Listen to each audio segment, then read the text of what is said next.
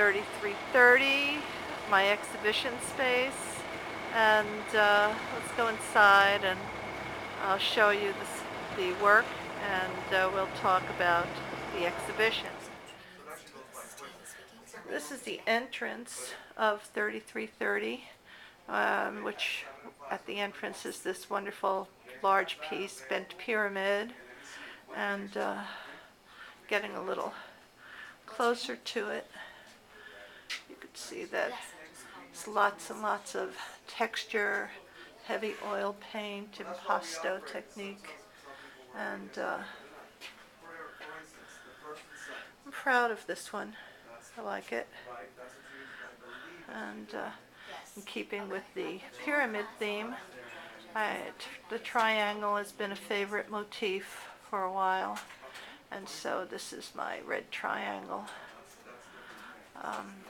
This space has several different rooms, and there is work here from various periods, and we're finding the place as is. So, because this is a thriving business, you can see my tribute to Carl Jung down here, because the archetypal idea is very important to me. And here, next to happens to be a crate, is one that one of the local art critics dubbed Almost Happy, because she was familiar with my work during the Zen period in the 1980s, which was very dour, very subconscious, very gray. And this was just a wonderful experience in painting, in which nothing was planned and lots of good things happened.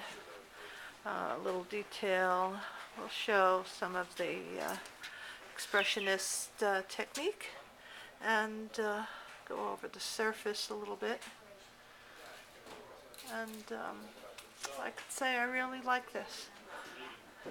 At one point in my career, people said, how can you sell your work?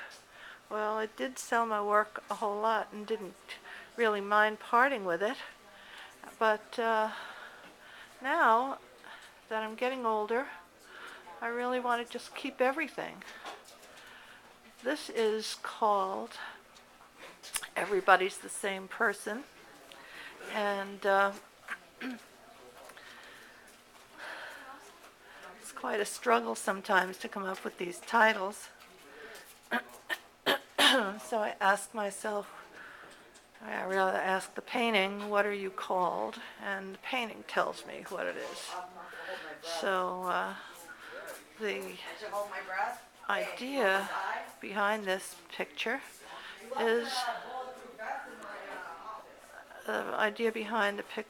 that this is another realm in which many, many spirits exist, an enigmatic space where everything and everyone is the same, and there are no barriers in between. This particular picture, another triangle, but much more casual and undefined than some of the others. Archetypal from the point of view that, for me, they represent some kind of spirituality. And this one is pretty amorphous, actually, in the way it's handled, and very unsaturated colors. A favorite of one of the art critics here, although it was never really written about, but she said, oh, this is the best one in the show. Well, I guess it does take a practiced eye to be attracted to this kind of work, and I've been lucky enough to find some people who enjoy and indeed hang my work. We're in another room now, and as I pan the room, we'll see that this is a thriving business. They have seminars in here, so the room is not really in use. When I first moved the work in here, it was a rather pristine space, but at this particular moment, it's not. Talk a little bit about a couple of the works in here. I even saw now that there are a couple of pieces at the end of the room which are off the wall from one of the corridors. So I'll have to check on that. I haven't been here in a while. But I think I'm the only one that likes this painting, but I'm proud of it. It was one of those very unplanned works, just like Almost Happy. And this one is called Tao, T-A-O. And I like Zen, and I'm not a practitioner, just an aspirant, really. Something I feel I could aspire to, but never really quite live up to. Anyway, these are one of my lighter Zen efforts.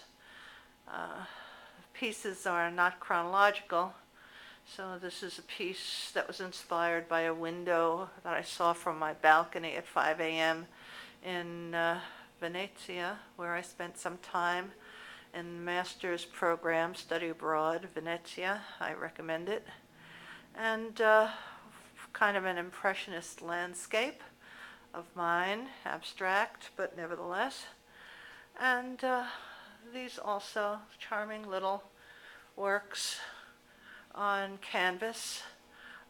Dots, whether they are very expressionistic, such as these are, and also these in this particular work. Dots really, these are the first dots I did, I believe, and Neiman Marcus came along and liked my dots, so when I had done very large canvases of them, they either purchased or commissioned these are the dots, so I don't believe I have any of my harder edge dots, and then later they turned into spheres, which can be seen in their Neiman Marcus corporate collection. And right now they're in the Merrick Park store in Coral Gables, Florida.